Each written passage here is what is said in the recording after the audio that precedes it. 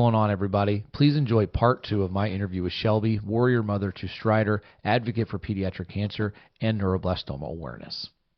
And understand that we did absolutely everything that we could, and we still feel like we failed our kids. And that's the biggest problem here, is that no matter what we do, we feel like, what the hell did we do wrong? And the answer is we did nothing, but you're never going to shake that feeling.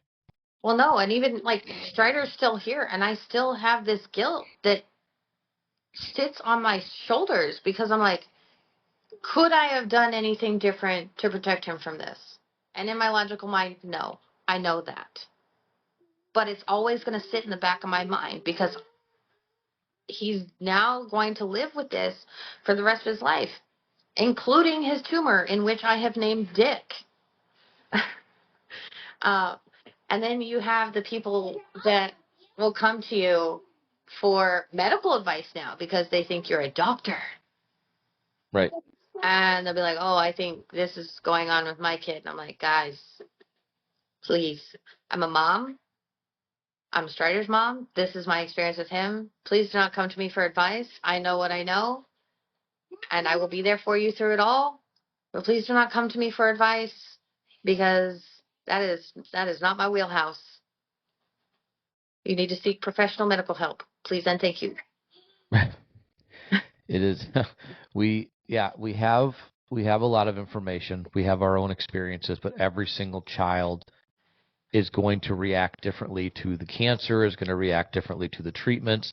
And we've also talked about the fact that there are no specific 100%, this is the protocol we're going to use for this, this is the protocol we're going to use for this. It's going to be different. Like I said, we have 30 children a year diagnosed with JC's type of cancer, and the dozen that we have met have not used the same type of treatment. Well, yeah, and, Stryder went off protocol 1, 2, 3 times. 3 times. And now people come to me for advice, and they'll be like, oh, well, this is my kid's roadmap. And they'll ask me, what did his roadmap look like? I'm like, well, that was the original, but then, we got kicked off and we had to do other things because it didn't work for him. But that's for him. Your child may respond great, and you guys won't have to go through this, and you could just skate through. But know that hiccups can happen. And then there are the families that they'll go through, and they're getting treatment, and they'll struggle in every single way. And unfortunately, I have seen many kids doing transplant, and transplant's so hard for them that they pass. They don't survive it. But yet, chemotherapy is going to save them. All these people say that, they're on chemo, it's going to be great, it's going to save them. Do you not realize how toxic this is? This is meant to save them, and it's supposed to save them, but it could also end up taking them.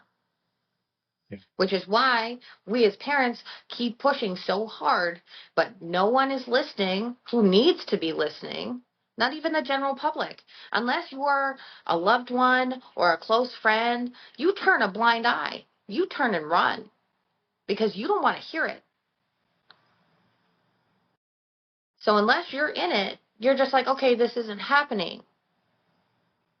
And it's so frustrating because we sit here and we try to be as loud as we can as parents to share, our kids' journeys, our friends' kids' journeys, the struggles, the joy, all of it.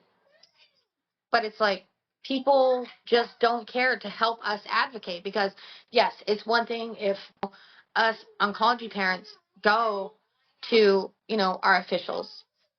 But we also need the help of people who aren't oncology parents going to the officials and being like, hey, this is a problem. Yeah, and we don't see that because, again, if it's easy to close your eyes and turn around, and then it doesn't exist. It's easy to I think that, for me, I know most people can say that they're guilty of as a child going to a hospital, you had stitches, a broken leg, a twisted ankle, whatever, not understanding that, for us, it was 7 floors up. There's kids fighting for their life on that floor. receiving dangerous, horrible chemotherapies that you couldn't even imagine what they're doing to their bodies, you have no idea that it exists. So therefore, you can easily just turn it off. You see those commercials, the famous one that everybody knows that I will not mention. You can see them and you look and you see the smiling kids and you see they're happy and the families are happy and they're so excited that they're not getting a bill. Who fucking cares about money at this point? Honestly, yes, we need it to survive. You got to make ends meet. But at that point, when you're trying to save your child's life, I could give a shit about the bill and about whether or not they're going to pay for my food and travel. We'll figure that part out. Let's get my kid healthy again. But you see those commercials and you never expect that you will be that family, that you'll be part of that. But at the same time, watching that, fraudulent marketing that shows that everything is happy, everything is going to be fixed, everything is going to be okay. And that's my biggest issue with those particular commercials. And I've said this a million times over. So when Stryder was diagnosed, that was the first thing people told us to do. Oh, we'll go to St. Jude's. Now, did we go that route? No, we didn't, because first of all, I can't uproot my entire life. My husband has a job here. Like, I have another child. I had my grandma to take care of. Like, I can't just pick up and move across the country. And then on top of that, you see these commercials, and I was guilty of it before all this. I'm like, oh yeah, childhood cancer, like I know it's a thing and I know it's sad, but I also knew that those smiling faces, I knew the reality. They weren't always smiling. I knew that. But then you see those commercials now after your kid's diagnosed, and you're like, that is the biggest fraud ever. And even now, I'm still telling people to this very day. One of my old coworkers just went to a fancy dinner, if you will, regarding them, that was put on by them. And she was like, oh, they do such amazing things, and they raise all this money, and they'll take anyone. And I said, no, they will not take anyone. That's where the buck stops here. I'm like, they do amazing things. They do great things. I will give them that. But under the guise of, oh, we'll take anyone. And it's the furthest thing from the truth. They will only take you if you fit their exact criteria for their clinical trials that they are studying. But yet it's not common knowledge to their people that donate that, oh, no, they do not take every kid. And that drives me up the wall. Yeah. No, people think that. I think when people give you that, oh, did you go to St. Jude? Did you reach out to St. Jude? I think they believe for that reason that it's not common knowledge that it's a hospital that you can physically just walk into and be seen by a doctor and be treated. It's again, they accept you based on clinical trials that they are currently studying at that moment. And if you do not have the type of cancer or the type of variant of cancer that they're looking at, then no, you will not be accepted into their program. And it is what it is. I mean, yes, they can't take everybody, but at the same time, that is not something that is really put out there. It's an if you know situation. Yep. Yeah, they don't make that a very. And listen, I honestly didn't understand it until I did the research on it and understood that that's exactly the way that it goes. And and it's understandable if you're taking in that type of money and that's what your hospital's based on, then that's fine. But the reality of the situation is, I think that yes, and I've had people say this, that if they were to tell you up front, this is what we do, their donations would probably drop. And they don't want to do that. So their marketing has to be the way that it is to ensure the money's coming in to be able to do whatever that they're doing. But what I will say to this is that this is not meant to tell you not to donate to St. Jude. Okay, they do wonderful work. They do a lot of great research that they're able to share across the country. But just research where your money goes. If you're going to donate and you're going to make monthly donations, I think a lot of people blindly donate to two very, very big cancer charities because the names are well known. One is Pink, one is St. Jude. I'll just leave it at that. They donate blindly to these organizations, not because they're bad organizations, but because they are well-known names and they are well-known at what they're doing. just research where your money goes. There are hundreds and hundreds of different charities that are doing research, that are doing, that are doing outreach, that are doing advocacy for, better treatments and better therapies. They're out there. Just understand where your money's going. Don't just blindly write checks because the TV tells you to. Yeah, and that's the thing. It's like the unfortunate part is a lot of the other foundations that are out there, who are raising money for further research, even you guys, it's all run by parents who have either battled alongside their child or who have unfortunately lost their child. And it's so sad to see because of the fact that, all these parents, us parents are pushing so hard to raise anything to try and help our kids and other kids, but yet our federal government's just like, no, no. Yeah. They're not a big priority. Here's 4 cents to a dollar. Move along. Yeah. No, and they're the 4 cents thing and the 4%. When we went to DC last year, they were so excited, and unless I don't know how true it is because I can't find documentation that said that it is true, but they were so excited that they got it to 8%. Even if that is true, that still sucks. That's you can't. That's not even a dime that you're given to these kids. And understand one truly amazing fact: most understanding and most research that goes into adult cancers comes from findings that they get from childhood cancers. Figure that one out and understand why more of it's going into that. Why is the Defense Department spending hundreds and hundreds of millions of dollars to study breast cancer? Where the hell is it going for the kids?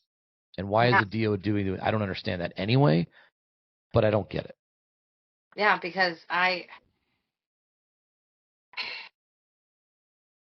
heard instances of them linking certain childhood cancers to people who have had parents in the military. I've heard small instances but there's nothing solid. So I'm like, why are they putting money into that? Why? Why are they putting money into a lot of things that they're putting into? I will never understand it. I will never stand by it. The pink, that in itself, I can't even, it infuriates me. Because I've worked a job where every October they do their cut-a-thon and all the money from that cut-a-thon goes to that foundation. And we're talking a lot of money. And this is a nationwide country, or nationwide store, not country, nationwide store. So all this money, I'm like, why couldn't they do something for the kids? A big portion of their clientele are mothers and women with children. And I had come to one of my old coworkers who is big in there, and I never got a response, and that's okay. As to who do I talk to about them doing for something for September for the kids? And I never got a response, and that's all right. But I'm just like, if we're gonna do that, let's make it fair. Let's make it fair. No, it would be nice to see something across the board like that. I know that Tim and I joke all the time that if we were promoting boobs or animals, we'd be making money hand over fist to be able to do out to research, because that's what everybody knows and understands and loves. They want to be able to donate to those causes because that's what. And I'm going to tell you right now that the term pinkwashing is not something that we came up with. That is breast cancer survivors and fighters and warriors that came up with that term, because the whole country, everything from the NFL to Walmart goes pink in October. But I think it's because it's just a habit to do it. It's an absolute habit. It's not because how much of that money from the MLB or the NFL or the NHL, anybody that's doing this, how much of the money when you go to Walmart, I'll tell you what, when you buy something from Walmart that says breast cancer on it, none of that money's going to research. That's going into the Waltons' pocket. And I'll tell you exactly how I know that, because when I called Walmart a few years ago and asked them about what type of cancer-related stuff they had, they didn't even know. And they told me there was nothing in their store. I had been there that day and realized my wife will turn those shirts around Come at me if you want to, because it's bullshit. Because it'll be all year long they'll have this stuff out. How much of that money is actually being donated to charity? How much of it is just because, hey, I can put this out on my shelf because I know it's going to sell? But you don't see any stuff for kids. And we are fighting like hell to get that kind of stuff out there, to make gold a reality, to make it an actual thing. And it's difficult. It's a struggle every single day for us to be able to raise money for research. We're out here trying to do events and we're trying to host things, and it's a pain in the ass to get people to even listen to what you're talking about. And the amount of people that tell us that our mission, save children, does not align with their giving priorities. What the hell does that mean? I wish I knew. I wish I understood, because I literally am like, a lot of these places. So like, let's take Crumble Cookie, for example. Okay. They get a lot of money. And they do a thing for pink every October. And I want to be like, hey, who do I talk to? Because I can tell you that most oncology kids, when they are feeling like eating, that's one of their first stops if they have one locally. We've done it. Stryder ate a buttload of their cookies. But I'm like, wait. And I'm just like, why do these companies not care? The only time I have ever seen anything childhood cancer related locally was, I think it was last September. I had gone grocery shopping, and I got up to the checkout stand, and the lady was like, would you like to donate to childhood cancer awareness today? I said, absolutely. Who's the nonprofit? Who's the nonprofit? And it's actually Children's Miracle Network, who they help out our local hospital, UC Davis. So it's like, I know exactly who they were and where it's going to. But I was like, absolutely. And she's like, oh, that's so kind of you. I'm sure the oncology parents will appreciate it. And I was like, I am one of those oncology parents. And the look on her face was sheer horror, because it was that shock factor of like, oh, okay, firsthand. But it's like, how many other people during that day said, oh, no, thank you. Oh, no, thank you, because it wasn't their problem. Yeah, that is exactly what it is. And you know what? I think it's time that when it comes to that whole situation where everybody knows what pink stands for. And I'm going to say it again. I've said it 100 times. I have nothing but love and respect for all the women that go through this and battle this and kick its ass. We're not coming at you or against you. Just understand that while you're fighting this battle and you're getting a world of support, whether it's coming to research or not, the world's turning a certain color for you every single month. It happens. We can't stop it. You know it's coming. It'll happen about mid-September. You'll see it start to happen. It'll start to creep in there. Yeah. But nobody's doing that for the kids. Nobody is turning the world gold. One president did change the color of the White House. It doesn't happen otherwise. It changes pink, though. It'll be pink in October. I promise you it will. Okay? And it'll be a lot of other colors next month. We just want to be seen. That's it. Yeah, that's it. That's all we're asking, is that you understand that we're here. I ask you to put stuff in your stores, I'm not asking you to give me the money. I'm asking you to make it aware, make people understand. Put it at your checkout stands. Put it in the front window. Do something. You know what I mean? Let people know that the entire month of September, every single month, we did this before, every single month has got to be a million different causes. But September, as far as we're concerned, belongs to the kids, and they get no recognition. They get nothing. No. Because it's and the easy. only other place you see recognition is at their cancer clinics. You walk in there, it's decked out in gold, beautiful, recognition everywhere. But you go into a retail store, you see nothing. Absolutely nothing. But yet you'll already see pink stuff set up everywhere. Mm-hmm. And I'm like, it's like a slap in the face. Yeah. It's an entire population of people that are left in the dark, that are left behind, and they're the only ones that are going to be there to save you. the only ones that are going to be there to buy all of your merchandise. They're the only ones that are going to be there to keep you in office. These children are the future that you are you're letting them go. You're letting them pass away. You're letting them go through treatments that are archaic, treatments that were created by accident from mustard gas. You're understanding that this is a reality that we live every single day. Treatments that could save them from one cancer, but then later on down the road give them a secondary cancer. Right.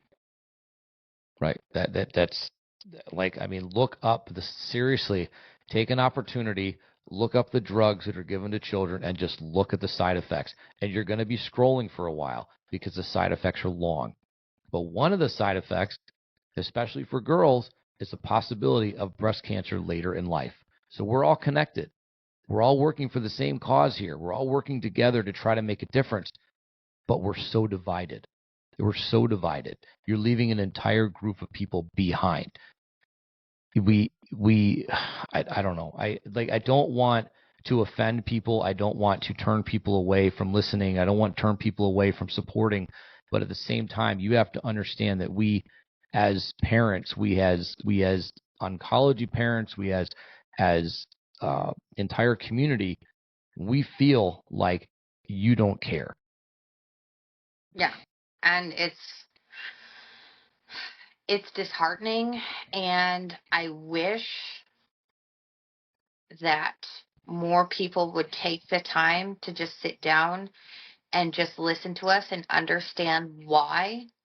And it's not like we're coming from a place of viciousness or trying to attack anyone, but we've watched our kids go through some of the most horrendous thing any parent can ever see. There are videos and pictures that could level a man in my phone that will never see the light of day.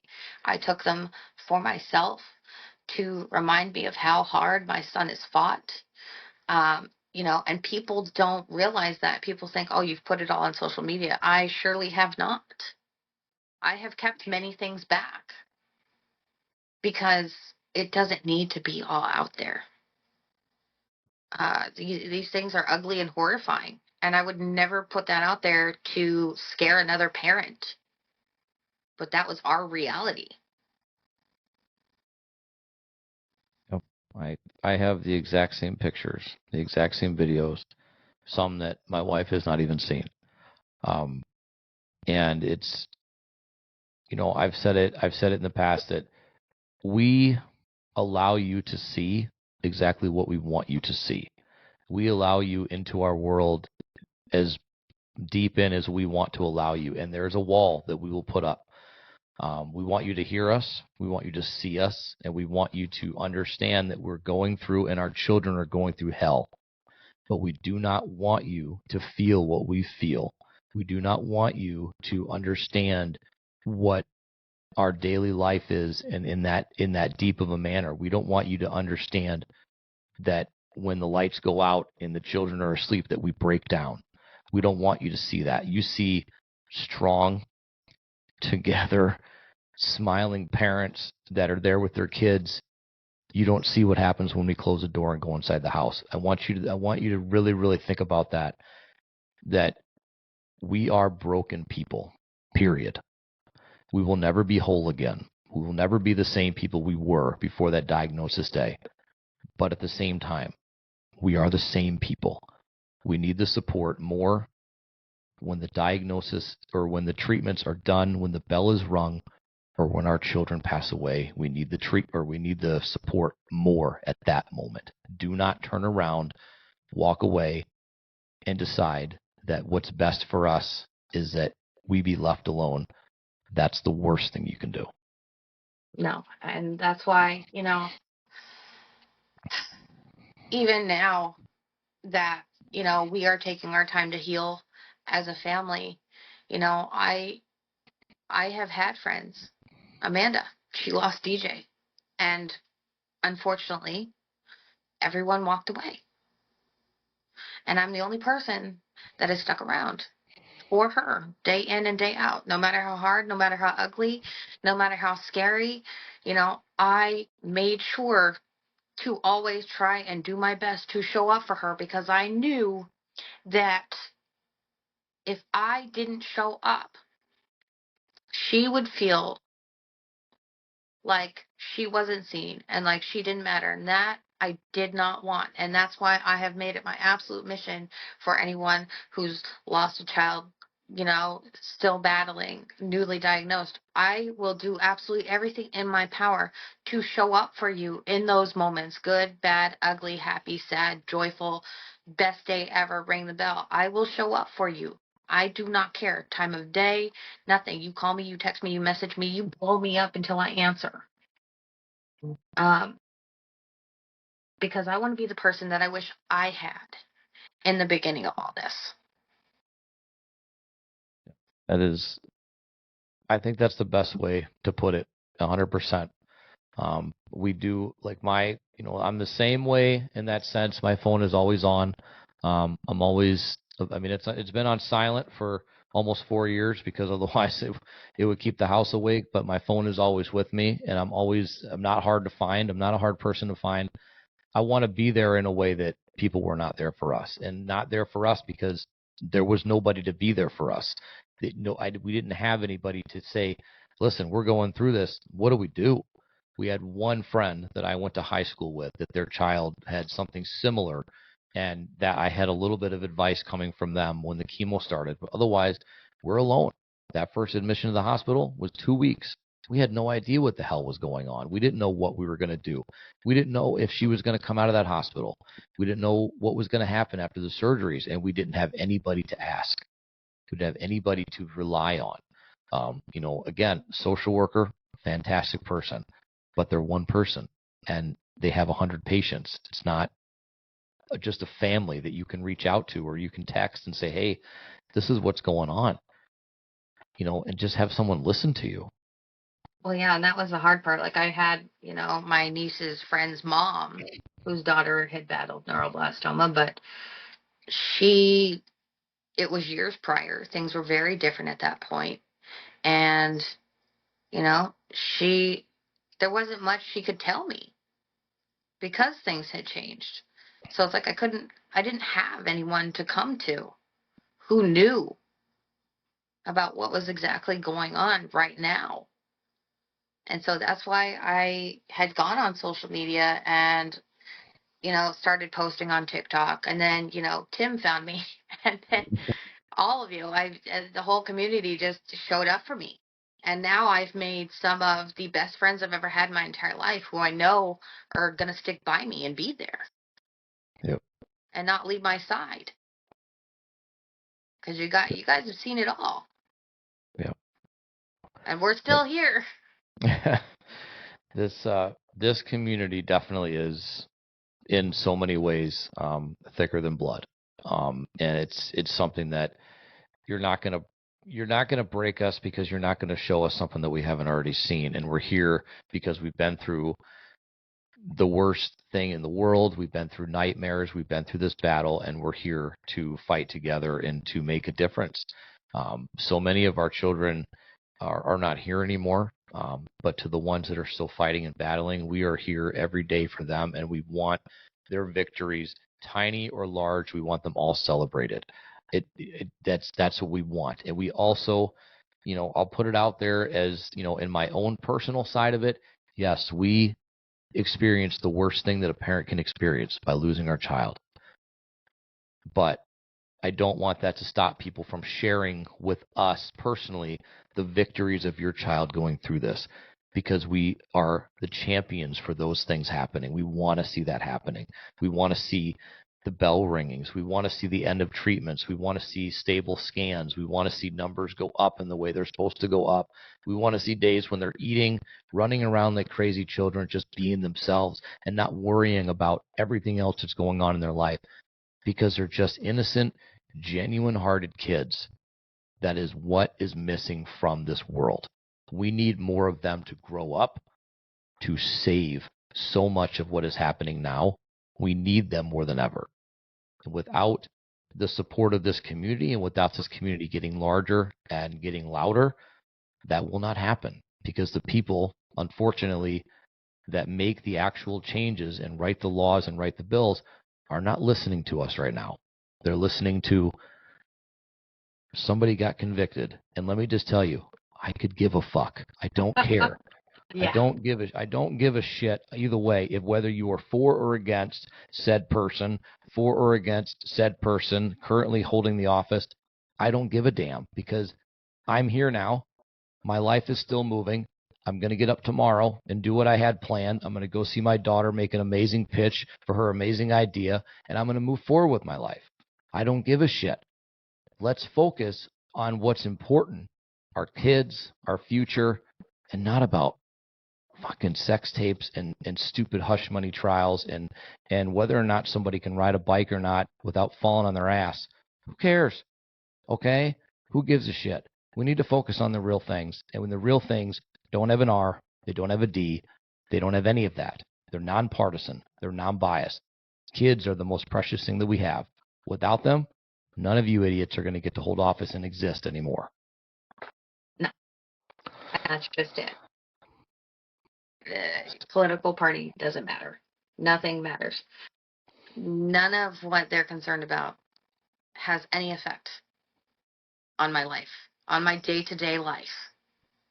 No. But if these kids don't get to grow up, what is this world going to come to? Mm-hmm. They need to be allowed to grow up. They need to be allowed to just be kids. These kids should not know cancer treatments. These kids should not know the inside of a hospital better than they know the inside of their house. They should not know how to spell long, ridiculous chemo drugs. They should not understand what they're going to do to them. They should not understand how to flush their own ports. They should not understand any of that. They should be able to be kids, run around, be stupid like we were, make mistakes like we were, skin their knee, whatever, do things that are dumb. That's what you're learning from. They should not be learning in the way that they are now. Until we can get people to stand up and listen to what we're saying, then it's not going to change. But the best way to get these people to listen, make them extremely uncomfortable every single day and every single day until they turn around and say, okay, talk to me, because you're really starting to make it feel weird for me to get your phone calls and your emails every single day. Wonderful. Let's sit down and have a conversation. Because right now, I'm looking at the kids' pictures on your desk, and you need to understand that every single one of them could be stricken with what my daughter was stricken with right now. And I wouldn't wish it upon you, but just understand that it could happen. And then you would care. Then you would want change. But until then, I honestly don't know what else to do to get people to just really turn around and say, kids are really important. We really need to do something about this. Yeah, and even one of my old friends, he works up at the Capitol, he does politics, and I messaged him. I said, hey, who do I need to talk to? And he read the message and didn't even bother replying. And he has 2 small children. And he has watched all of this unfold. It's easy to close your eyes. It's easy to shut your eyes and walk away. It's very easy. And then it doesn't exist. Then it doesn't affect you. But it will. And I guarantee that if it doesn't affect your children now, it affects somebody in their classroom. If it doesn't affect somebody in their classroom, it affects somebody in their school. If it doesn't affect somebody in their school, it's affecting somebody in their community, possibly right down the street, maybe even next door. I promise you that childhood cancer is so much more prevalent than that big fat word of rare, that if you walk down your street in your neighborhood in a mile radius, I promise you you're going to find at least one kid that is either fighting it or kid that has battled it and has lost their life. You'll find it. All you've got to do is look. Yeah. I dare you to go on a search engine on any social media and type in childhood cancer and then enter the city that you're in. And I bet you'll see so many posts of so many different kids fighting their own battles. Yeah. It's an incredible time that we live in, where we can't get people to listen to what is mostly the most important thing in the world and the most precious asset that we have, which is our children. The children are the ones that are going to grow up, the ones that are going to be the politicians, be the police officers, the firefighters, the judges, the teachers. They're the ones that are going to be doing everything. And they're not given the opportunity to move forward, that we don't have a future at all. And I guess the moral of the story is that we're here and we're not going anywhere. And we're put in a position, how do we do it? Because we weren't given a choice. And so now you don't have a choice but to listen to what we're saying. Because it's not going away. The problem's not getting any better. As a matter of fact, the problem is getting worse. Yeah, it's getting worse. Every day I see a new family and, enter in all this. I see a new family pop up on TikTok, on Facebook, on Instagram. They'll follow me. They'll message me. Oh, hey, my child was just diagnosed. Every day it's a new family that is coming into all of this. Things are not improving. Things are not getting better. So, you can sit here and get on Google and you can type, oh, childhood cancer cure rates, and you'll see, oh, that pretty number of, 80 to 90%. No. Yep. That is for certain cancers. If you really want to break them down, let's just be realistic about this. So, like for neuroblastoma specifically, 50%. DIPG and DMG, less than 1%. Yep. Yeah. The big number is 80 to 90% cure rates, and they are so quick to leave out the fun number. If they want to say 80% is a complete blanket number, but they want to leave out the 95 to 95% rate of recurrence and of side effects later in life that they are going to be dealing with because of the treatments that they go through. So you may be curing a lot of kids, but those 80% that you're curing are dealing with a lot of shit later on in life. And cure rate means that you have lived past 5 years, which I don't know who decided to set that number. But after 5 years, apparently you can just let your foot off the gas and move forward with life because everything is good and there's no need to worry anymore. Right? Do what you want with those numbers, guys. But that's just the reality. Things are not getting better; they're getting worse, and no change is happening because no one is listening to any of us, including the general population. No, and that is highly apparent in the latest, like I mentioned before, the latest social experiment that we have been running on TikTok. We're putting up a political poster, gets a lot of people in with a lot of anger. As soon as you take the political poster down and put up something regarding childhood cancer, half of the people leave within a second. And then the ones that do stick around, you can get them to listen a little bit, and every now and again you get someone that's actually genuine. But, if you get 500 viewers, you got one person that's actually good out of that entire 500. The other 499 are completely focused on their own life and their own existence, and nobody else around them matters. And they could even tell you they have kids or they have grandkids or they have cousins and nephews. And so, I understand. No, you don't. You don't understand unless you're in this world. What you can do is you can sympathize with the fact that we're going through something horrible, and you can try to do something about it. You don't have to donate. You can just sit there and listen. You can share our story. You can tell your friends about us. You can get people to come in and talk to us. View our web pages if we have those, our social media. It's about awareness. It's not about making money. It's about awareness. We don't take a salary from anything that we do. I wish that we could, because then I could live comfortably. But right now, everything we do, we give it away because we want to make a difference. And that difference often is just getting people to listen. And that's so hard to do. Yeah, because everyone has their own agenda and what they want to do. And if we can't get just regular people to listen, how are we going to get anyone else to listen? And that's just our reality. We're just fighting for people to listen to us. It's not a monetary issue. I could care less about money. But I want people to know that, yeah, Stryder's doing fine now. But there was a time when we didn't know if he would get through this. Right. We just didn't know. It's something that parents deal with in this community every single day. Whether your child lives, whether your child passes away, whatever the treatment spot at you're in, whatever timeline, you never know. You never know what the next day is going to bring. You don't know if something is going to happen. It is another one of the unfortunate side effects of going through this. It's not a physical side effect, it's a mental side effect. We have no idea what the next day is going to bring. Everything can be fine and dandy, and it can change in a second. And it's because there's no understanding. I mean, doctors in this community unfortunately say, I don't know a lot, because they just don't. They just don't have the answers. They don't have the support, honestly, that they need. Community support, meaning the doctors around the country. I wish that there was some giant conglomerate where they got online and they had a chat with each other, a text group of every oncologist in the group, and they could say, hey, this is what's going on, and you get 7,500 responses, but that's not the way that it is. And it's unfortunate, because I think there are so many great minds. I've been able to find great minds out there that study Jace's type of cancer that were nowhere in anything that she had going on. And had I known these people earlier, I'd have had them on the case. But I Yeah. had to do that searching. I had to find them. Yeah.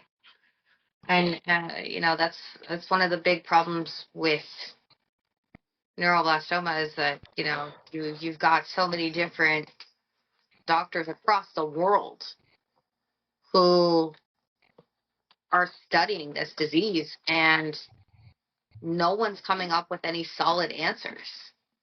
We're 3 hospitals deep now, and he's been on so many different protocols that, the doctors are just like, okay, well, we're going to try this, and we're going to talk to this guy, and we're going to see what he says, and we're going to talk to this person, we're going to see what he says, and that's all well and good, but we're not figuring out the root of the problem as to, like, where this is coming from, and we may never, and how we're going to fix it as a whole. But that's not going to happen because there's not enough research. There's not enough research because there's not enough funds. There's not enough funds because no one is listening. So it's this never-ending cycle that we're going to be stuck in until people actually open their ears, sit down, and listen. We definitely covered a lot, and I think we got a lot out there. And it's, the reality of it is, again, it is this platform, social media, us as parents, our voices, it's all meant to get people to listen to what we're saying, get people to understand that there is a community here that is large, it is loud, and we're, be honest with you, we're pissed off because you're not paying attention, because you're worried about the next dance trend, or you're worried about the next, politic info blast, or whatever the hell's going on. You're worried about that. You're worried about, what you're going to have for dinner. You're going to worry about where you guys are going on vacation, when there are so many people out there that are going through the worst time of their life. I want to leave you with saying that, understand that no matter what you're going through, there's a community here to be there for you, but also there's always somebody going through something. Just be nice to people, okay? Just be good. There's no reason to be mean and be angry and be jerks. You're out there, and that person that you bump into that's had a bad day at Walmart or wherever, they may have just gotten the worst news of their life. And if you're an ass to them, you've made it worse. And Lord knows what that's going to steamroll into. Just be good people and just listen. Human kindness. It's an amazing thing that we're missing. But I hope we can get back to it. So I know you said that you don't want to give out advice, but I'm going to ask you to just leave us with any words of advice for this community or people listening. Just one thing that you'd like to leave them with.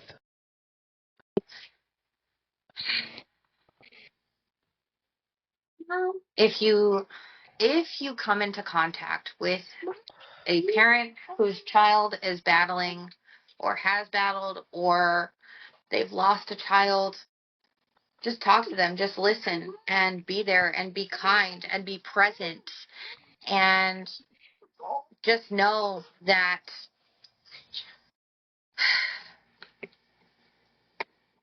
everybody needs somebody.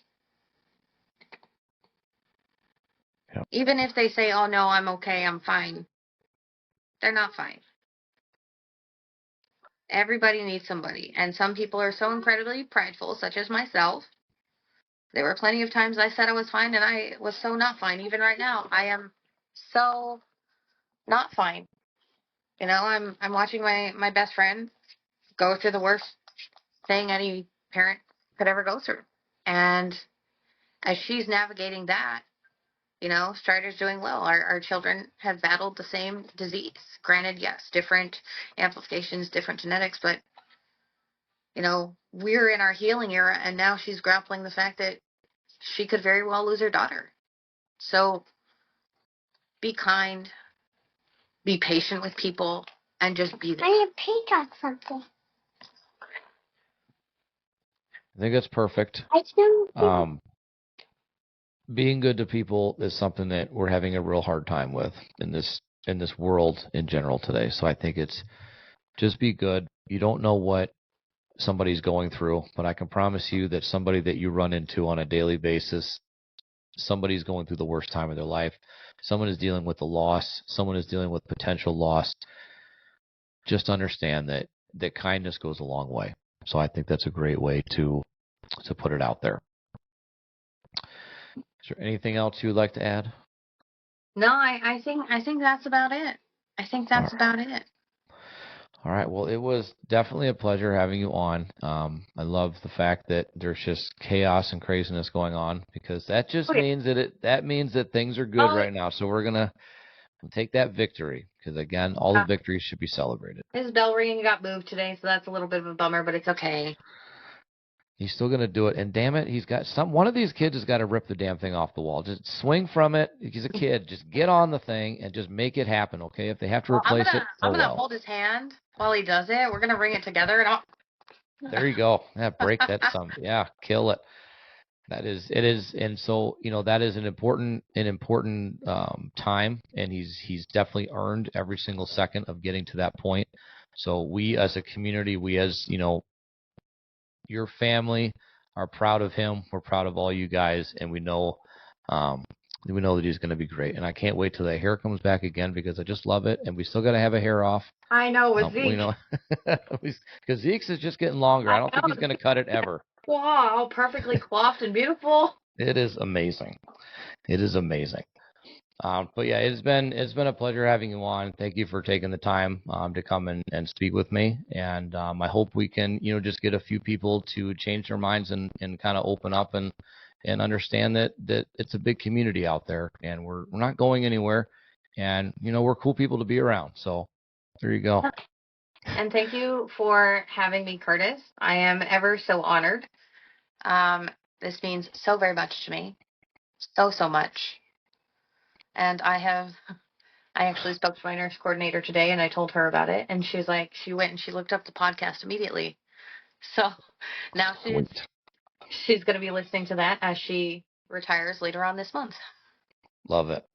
I love it. That is fantastic. I hope we can continue to reach more families and use this as another avenue to support, and another avenue that doesn't have any censorship on it, because I can say whatever the hell I want here that social media doesn't like. So there you go. But it's been great. Thank you so much, and we will see you all next week.